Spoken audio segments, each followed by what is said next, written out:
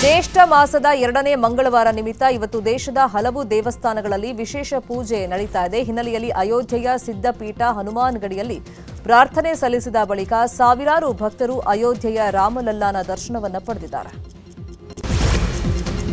Railway ಇಲಾಖೆಯ ಪರೀಕ್ಷೆಗಳಲ್ಲಿ ಕನ್ನಡ ಕಡೆಗಣನೆ ಖಂಡಿಸಿ ಕರವೇ ಪ್ರವೀಣ್ ಶೆಟ್ಟಿ ಬಣ ನೈಋತ್ಯ ರೈಲ್ವೆ ಜಿಎಂ ಕಚೇರಿಗೆ ಮುತ್ತಿಗೆಯನ್ನು ಹಾಕುವುದಕ್ಕೆ ನಿರ್ಧರಿಸಿದೆ.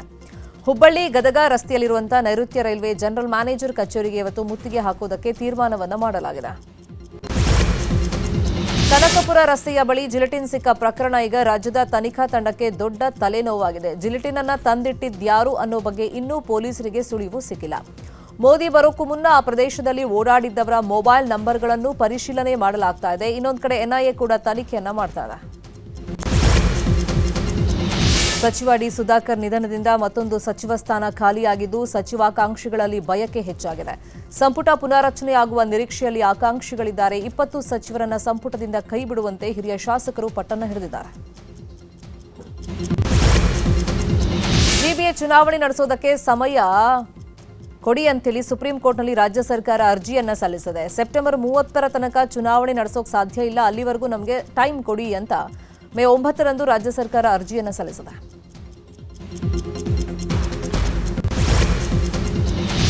ಶಾಸಕ ಸ್ಥಾನವನ್ನು ಕಳ್ಕೊಂಡಿದ್ದಂತ ರಾಜೇಗೌಡಗೆ ಸುಪ್ರೀಂ ಕೋರ್ಟ್ ರಿಲೀಫ್ ಅನ್ನು ಕೊಟ್ಟಿದೆ. ಜೀವರಾಜ್ ಶಾಸಕತ್ವಕ್ಕೆ ಸುಪ್ರೀಂ ಕೋರ್ಟ್ ತಡೆಯನ್ನು ಕೊಟ್ಟಿದೆ. ಶೃಂಗೇರಿ ಕ್ಷೇತ್ರದ ಮರು ಮತ ಎಣಿಕೆಯಲ್ಲಿ ಬಿಜೆಪಿಯ ಜೀವರಾಜ್ ಗೆಲುವನ್ನು ಸಾಧಿಸಿದರು.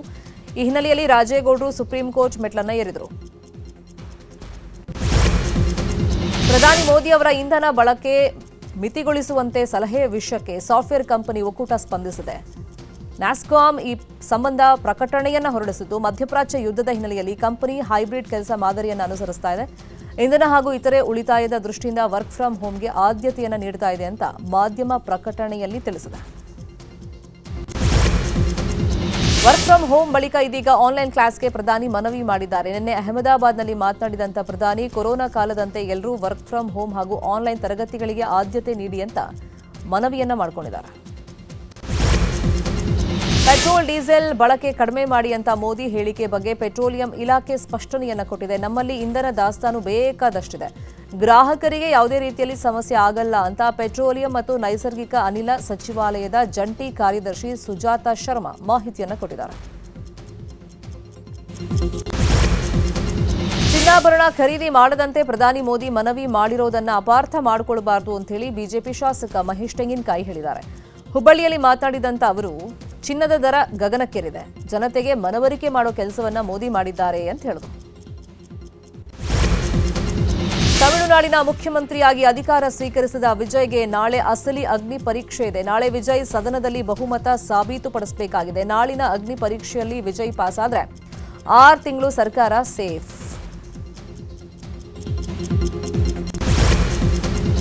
ತಮಿಳುನಾಡಿನಲ್ಲಿ ಮತ್ತೊಂದು ರಾಜಕೀಯ ವಿಪ್ಲವ ಉಂಟಾಗಿದೆ. ದಿವಂಗತ ಜಯಲಲಿತಾ ಪಕ್ಷ ಬಹುತೇಕ ಇಬ್ಬಾಗವಾಗುವಂತ ಲಕ್ಷಣ ಕಾಣಿಸ್ತಾ ಇದೆ. ಅಣ್ಣಾಡಿಎಂಕೆ ಪಕ್ಷದ 30 ಶಾಸಕರು ಟಿವಿಕೆಗೆ ಜೈಕಾರವನ್ನ ಹಾಕಿದ್ದಾರೆ.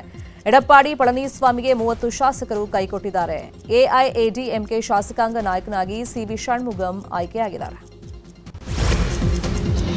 ತಮಿಳುನಾಡು ಸಿಎಂ ದಳಪತಿ ವಿಜಯ್ ಮಾಜಿ ಸಿಎಂ ಡಿಎಂಕೆ ನಾಯಕ ಎಂಕೆ ಸ್ಟಾಲಿನ್ ಅವರನ್ನ ಭೇಟಿ ಮಾಡಿದ್ದಾರೆ. ಚೆನ್ನೈನಲ್ಲಿರುವಂತಹ ಎಂಕೆ ಸ್ಟಾಲಿನ್ ನಿವಾಸಕ್ಕೆ ಭೇಟಿ ನೀಡಿ ಅಚ್ಚರಿಯನ್ನ ಮೂಡಿಸಿದ್ದಾರೆ. ಅಲ್ಲಿಂದ ನೇರವಾಗಿ ಎಂಡಿಎಂಕೆ ಸಂಸ್ಥಾಪಕ ವೈಕೋ ಅವರನ್ನ ಸಿಎಂ ವಿಜಯ್ ಭೇಟಿಯಾಗಿ ಮಾತುಕತೆಯನ್ನು ನಡೆಸಿದ್ದಾರೆ.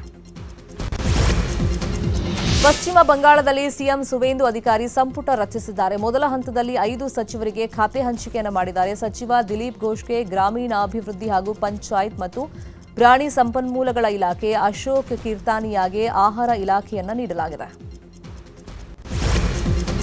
ಪಶ್ಚಿಮ ಬಂಗಾಳ ತಮಿಳುನಾಡು ಸಿಎಂ ಪದಗ್ರಹಣದ ಬಳಿಕ ಇವತ್ತು ಅಸ್ಸಾಂನಲ್ಲಿ ಹಿಮಂತ ಬಿಸ್ವಾ ಶರ್ಮಾ ಮತ್ತೊಮ್ಮೆ ಸಿಎಂ ಆಗಿ ಪ್ರಮಾಣ ಸ್ವೀಕರಿಸಲಿದ್ದಾರೆ. 2ನೇ ಬಾರಿಗೆ ಹಿಮಂತ ಬಿಸ್ವಾ ಶರ್ಮಾ ಸಿಎಂ ಆಗಿ ಬೆಳಗ್ಗೆ 11:40ಕ್ಕೆ ಪ್ರಮಾಣ ವಚನವನ್ನ ಸ್ವೀಕಾರ ಮಾಡ್ತಾರೆ. ಪ್ರಧಾನಿ ಮೋದಿ ಕೂಡ ಪ್ರಮಾಣ ವಚನ ಕಾರ್ಯಕ್ರಮದಲ್ಲಿ ಪಾಲ್ಗೊಳ್ತಾರೆ.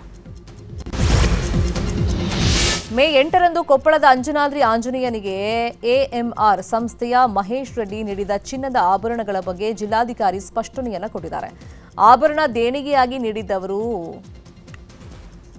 ಒಂದು ಲೆಕ್ಕವನ್ನ ಕೊಟ್ಟಿದ್ರು, ಆದರೆ ಅದಕ್ಕೆ ಪೂರಕವಾದಂಥ ಕೆಲವು ದಾಖಲೆಗಳನ್ನು ಕೊಟ್ಟಿದ್ದಾರೆ. ಈ ಬಗ್ಗೆ ಇನ್ನೊಮ್ಮೆ ಪರಿಶೀಲನೆ ಮಾಡ್ತೀವಿ ಅಂತ ಜಿಲ್ಲಾಧಿಕಾರಿ ಸುರೇಶ್ ಇಟ್ನಾಳ್ ಹೇಳಿದ್ದಾರೆ. ಬೈಕ್ ಸೈಲೆನ್ಸರ್ ವಿಚಾರಕ್ಕೆ ಚಿಕ್ಕಬಳ್ಳಾಪುರದ ನಾಗಾರ್ಜುನ ಕಾಲೇಜು ವಿದ್ಯಾರ್ಥಿಗಳು ಪೊಲೀಸರ ಮೇಲೆ ನಡೆಸಿದ್ದ ಹಲ್ಲೆ ಪ್ರಕರಣ ಸಂಬಂಧ ಓರ್ವ ವಿದ್ಯಾರ್ಥಿಯನ್ನು ಬಂಧಿಸಲಾಗಿದೆ. ಪಾವಗಡ ಮೂಲದ A2 ಜಸ್ವಂತ್ ಅನ್ನು ಬಂಧಿಸಿ ವಿಚಾರಣೆಗೆ ಒಳಪಡಿಸಲಾಗಿದೆ. ಲಕ್ಷಾಂತರ ಭಕ್ತರ ಸಮ್ಮುಖದಲ್ಲಿ ಕೊಪ್ಪಳದ ಶಕ್ತಿ ದೇವತೆ ಹುಲಿಗೆಮ್ಮ ದೇವಿಯ ಮಹಾರಥೋತ್ಸವ ನಡೆಯಿತು. ಎಲ್ಲೆಲ್ಲೂ ಉಧೋ ಉಧೋ ಘೋಷಣೆ ಮಾರ್ದನಿಸ್ತಾ ಇತ್ತು. ಆಂಧ್ರಪ್ರದೇಶ, ತೆಲಂಗಾಣ, ಮಹಾರಾಷ್ಟ್ರ ಸೇರಿದಂತೆ ವಿವಿಧೆಡೆಯಿಂದ ಲಕ್ಷಾಂತರ ಭಕ್ತರು ರಥೋತ್ಸವಕ್ಕೆ ಆಗಮಿಸಿದ್ದು ಕಣ್ತುಂಬಿಕೊಂಡರು. ರಿಲಯನ್ಸ್ ಫೌಂಡೇಶನ್ ಮತ್ತು ಅಬ್ಸರ್ವರ್ ರಿಸರ್ಚ್ ಫೌಂಡೇಶನ್ ಸಂಸ್ಥೆ ಗ್ರಾಮೀಣ ಅಭಿವೃದ್ಧಿ ಬಗ್ಗೆ ಕಳೆದ 10 ವರ್ಷಗಳಿಂದಲೂ ಅಧ್ಯಯನವನ್ನು ಮಾಡಿವೆ. ತಮ್ಮ 10 ವರ್ಷಗಳ ಪ್ರಮುಖ ಅಧ್ಯಯನದ ರಿಪೋರ್ಟ್ ಬಿಡುಗಡೆಯನ್ನು ಮಾಡಿದೆ. ದೇಶದ 4 ರಾಜ್ಯಗಳ 3,000 ಹಳ್ಳಿಗಳಲ್ಲಿನ ಬದಲಾವಣೆಗಳನ್ನು ಎರಡೂ ಸಂಸ್ಥೆಗಳು ಮೌಲ್ಯಮಾಪನ ಮಾಡಿವೆ. ಸ್ಥಳೀಯ ಸಂಸ್ಥೆಗಳ ಸಬಲೀಕರಣ, ಜನರ ಭಾಗವಹಿಸುವಿಕೆ ಮತ್ತು ಸಹಯೋಗದ ಪ್ರಯತ್ನಗಳಿಂದಾಗಿ ಹಳ್ಳಿಗಳ ಜೀವನೋಪಾಯ ಮತ್ತು ಜೀವನ ಮಟ್ಟವನ್ನು ಸುಧಾರಿಸಿವೆ ಅಂತ ಹೇಳಿ ಅಧ್ಯಯನ ಹೇಳಿದೆ. ಮಹಿಳೆಯರು ಮತ್ತು ಯುವಕರ ಭಾಗವಹಿಸುವಿಕೆಯನ್ನು ಹೆಚ್ಚಿಸುವುದು, ಪರಿಸರ ಸಂರಕ್ಷಣೆ ಮತ್ತು ಡಿಜಿಟಲ್ ತಂತ್ರಜ್ಞಾನಗಳ ಜವಾಬ್ದಾರಿಯುತ ಬಳಕೆಯ ಬಗ್ಗೆಯೂ ಒತ್ತನ್ನು ನೀಡಲಾಗಿದೆ. ಅಮೆರಿಕ ಇರಾನ್ ಸಂಘರ್ಷದ ನಡುವೆ ನಾಳೆಯಿಂದ 3 ದಿನಗಳ ಕಾಲ ಅಮೆರಿಕ ಅಧ್ಯಕ್ಷ ಟ್ರಂಪ್ ಚೀನಾ ಪ್ರವಾಸವನ್ನು ಕೈಗೊಳ್ತಾ ಇದ್ದಾರೆ. ಈ ಬಗ್ಗೆ ಚೀನಾದ ವಿದೇಶಾಂಗ ಸಚಿವಾಲಯ ಮಾಹಿತಿಯನ್ನು ಕೊಟ್ಟಿದೆ. ಕಳೆದ 9 ವರ್ಷಗಳಲ್ಲಿ ಅಮೆರಿಕ ಅಧ್ಯಕ್ಷರ ಮೊದಲ ಚೀನಾ ಭೇಟಿ ಇದಾಗಿದೆ. ದಕ್ಷಿಣ ಆಫ್ರಿಕಾದ ಕೇಪ್ ಟೌನ್ ನಗರಕ್ಕೆ ಭೀಕರ ಚಂಡಮಾರುತ ಅಪ್ಪಳಿಸಿದ್ದು ಓರ್ವ ವ್ಯಕ್ತಿ ಸಾವನ್ನಪ್ಪಿದ್ದು ಹಲವರು ಗಾಯಗೊಂಡಿದ್ದಾರೆ. ಜನಜೀವನ ಅಸ್ತವ್ಯಸ್ತವಾಗಿದೆ. ರಸ್ತೆಗಳೆಲ್ಲ ನದಿ ತರಾಗಿದ್ದು ಹಲವು ಮನೆಗಳ ಛಾವಣಿಗಳು ಕಿತ್ತುಹೋಗಿವೆ. ಸಾಕಷ್ಟು ಮರಗಳು ಧರೆಗೆ ಉರುಳಿವೆ. ನಿನ್ನೆ ನಡೆದ ಪಂಜಾಬ್ ವಿರುದ್ಧದ ಪಂದ್ಯದಲ್ಲಿ ಡೆಲ್ಲಿ ಕ್ಯಾಪಿಟಲ್ಸ್ ತಂಡ 3 ವಿಕೆಟ್ಗಳ ಭರ್ಜರಿ ಗೆಲುವನ್ನು ದಾಖಲಿಸಿದೆ. ಧರ್ಮಶಾಲಾ ಮೈದಾನದಲ್ಲಿ ನಡೆದಂತಹ ಪಂದ್ಯದಲ್ಲಿ ಡೆಲ್ಲಿಗೆ ಪಂಜಾಬ್ 211 ರನ್ಗಳ ಗುರಿಯನ್ನು ಕೊಟ್ಟಿತು. 19 ಓವರ್ನಲ್ಲೇ 211 ರನ್ ಗಳಿಸಿದ ಡೆಲ್ಲಿ ಟೀಮ್ ಗೆದ್ದು ಬಿಗಿದೆ. ಐಪಿಎಲ್ 19ನೇ ಆವೃತ್ತಿಯ 56ನೇ ಪಂದ್ಯದಲ್ಲಿ ಸನ್ ರೈಸರ್ಸ್ ಹೈದರಾಬಾದ್ ಹಾಗೂ ಗುಜರಾತ್ ಟೈಟನ್ಸ್ ತಂಡಗಳು ಮುಖಾಮುಖಿಯಾಗಲಿವೆ. ಅಹಮದಾಬಾದ್ನ ನರೇಂದ್ರ ಮೋದಿ ಮೈದಾನದಲ್ಲಿ ಪಂದ್ಯ ನಡೆಯಲಿದೆ. ಮಿಲ್ಕಿ ಬ್ಯೂಟಿ ಬಹುಭಾಷಾ ನಟಿ ತಮನ್ನಾ ಭಾಟಿಯಾ ಮಧ್ಯಪ್ರದೇಶದ ಉಜ್ಜಯಿನ ಮಹಾಕಾಳೇಶ್ವರ ದೇವಸ್ಥಾನಕ್ಕೆ ಭೇಟಿಯನ್ನು ಕೊಟ್ಟಿದ್ದಾರೆ. ಮಹಾಕಾಳೇಶ್ವರನಿಗೆ ವಿಶೇಷ ಪೂಜೆಯನ್ನು ಸಲ್ಲಿಸಿ ಪ್ರಾರ್ಥಿಸಿದ್ದಾರೆ. ಪ್ರಶಾಂತ್ ನೀಲ್ ಜೂನಿಯರ್ ಎನ್ಟಿಆರ್ ಕಾಂಬಿನೇಷನ್ನಲ್ಲಿ ಡ್ರ್ಯಾಗನ್ ಸಿನಿಮಾದ ಫಸ್ಟ್ ಗ್ಲಿಮ್ಸ್ ಮೇ 20ಕ್ಕೆ ಬಿಡುಗಡೆ ಆಗಲಿದೆ. ಜೂನಿಯರ್ ಎನ್ಟಿಆರ್ ಹುಟ್ಟುಹಬ್ಬಕ್ಕೆ ಫಸ್ಟ್ ಗ್ಲಿಮ್ಸ್ ರಿಲೀಸ್ ಮಾಡಿ ಅಭಿಮಾನಿಗಳಿಗೆ ಗಿಫ್ಟ್ ಅನ್ನು ಕೊಡೋದಕ್ಕೆ ಚಿತ್ರತಂಡ ಸಿದ್ಧತೆಯನ್ನ ಮಾಡಿಕೊಂಡಿದೆ. ಅಂದಹಾಗೆ ಈ ಸಿನಿಮಾ 2027ರ ಜೂನ್ 11ಕ್ಕೆ ರಿಲೀಸ್ ಆಗುತ್ತಂತೆ.